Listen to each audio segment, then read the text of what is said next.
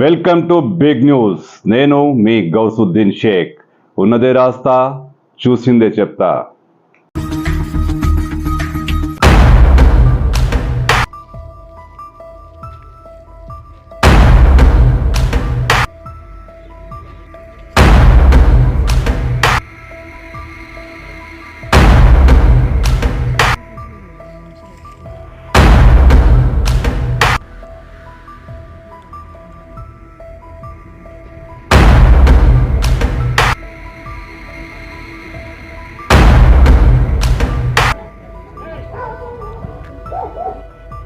మంచు టౌన్ హైడ్రామాలో సినీ నటుడు మోహన్ బాబుకు బిగ్ రిలీఫ్ దొరికినట్టే. ఆయన కాస్త రిలాక్స్ అయిపోతున్నారు. ఎందుకంటే హైకోర్టు ఆయనకు ఊరటనిచ్చింది.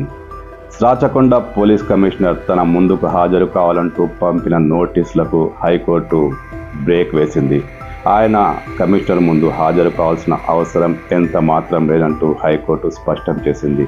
మోహన్ బాబు ఇంట్లో జరుగుతున్నది మొత్తం వాళ్ళ కుటుంబ వ్యవహారం. దీంట్లో పోలీసులకు ఎలాంటి జోక్యం అవసరం లేదు. లా అండ్ ఆర్డర్ ప్రాబ్లం వస్తే తప్ప పోలీసులు ఆ విషయాల్లో జోక్యం చేసుకోకూడదు. పైగా మోహన్ బాబు తనకు భద్రత కల్పించాలంటూ కూడా కోర్టును ఆశ్రయించారు. కోర్టు దీనికి కూడా గ్రీన్ సిగ్నల్ ఇచ్చింది. మోహన్ బాబు ఇంటి దగ్గర భద్రత కల్పించాలని, ప్రతి 2 గంటలకు ఒకసారి అక్కడ పరిస్థితిని సమీక్షించాలని హైకోర్టు ఆదేశించింది. దీనికి ముందు మంచు టౌన్లో మరో డ్రామా నడిచింది. సడన్గా మోహన్ బాబుకు ఆరోగ్యం పాడైంది. పెద్ద వాళ్లకు ఇలాంటి సమయాల్లోనే ఆరోగ్యం పాడవుతుందనే విషయం మనకందరికీ తెలిసిందే.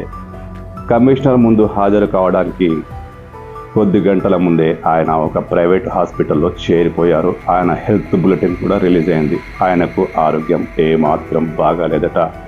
గుండె సంబంధిత సమస్యలు కూడా ఉన్నాయట. ఇది అందరూ ఊహించిందే. చాలామంది ప్రముఖులకు ఇలాంటి క్లిష్టమైన సమయాలు వచ్చినప్పుడు గుండె జబ్బులు వస్తాయి, ఇతరత్ర సమస్యలు వస్తాయి. మోహన్ బాబు కూడా అంతే కదా. ఆయన కూడా హాస్పిటల్లో జాయిన్ అయ్యారు. అక్కడి నుంచే తన న్యాయవాదులతో ఆయన కథ నడిపించారు. హైకోర్టును ఆశ్రయించారు. ఆయన అనుకున్నదే జరిగింది. హైకోర్టు ఆయనకు గ్రీన్ సిగ్నల్ ఇచ్చింది. కమిషనర్ ముందు హాజరు కావాల్సిన అవసరం ఎంత మాత్రం లేదని స్పష్టం చేసింది. పోలీసులు అక్కడ సెక్యూరిటీ పెంచాలని కూడా ఆదేశించింది. ప్రతి 2 గంటలకోసారి అక్కడ పోలీసులు పరిస్థితిని సమీక్షిస్తూ ఉండాలట. మరి ఇప్పుడు ఏం జరగబోతోంది? మంచు మనోజ్ కూడా మంచు టౌన్లోనే ఉంటారు. మోహన్ బాబు కూడా అక్కడే ఉంటారు. లోపల ఏం జరగబోతోంది? పోలీసులు బయట సెక్యూరిటీ కాపలా అన్ని చూసుకుంటారు. కానీ మంచు టౌన్లో మళ్ళీ అగ్గి రాజుకుంటుందా? మళ్ళీ ప్రకంపనలు చోటు చేసుకుంటాయా? ఏమో చెప్పలేం. అది మంచు టౌన్. అక్కడి రహస్యాలు అక్కడి వాళ్ళకే తెలుసు.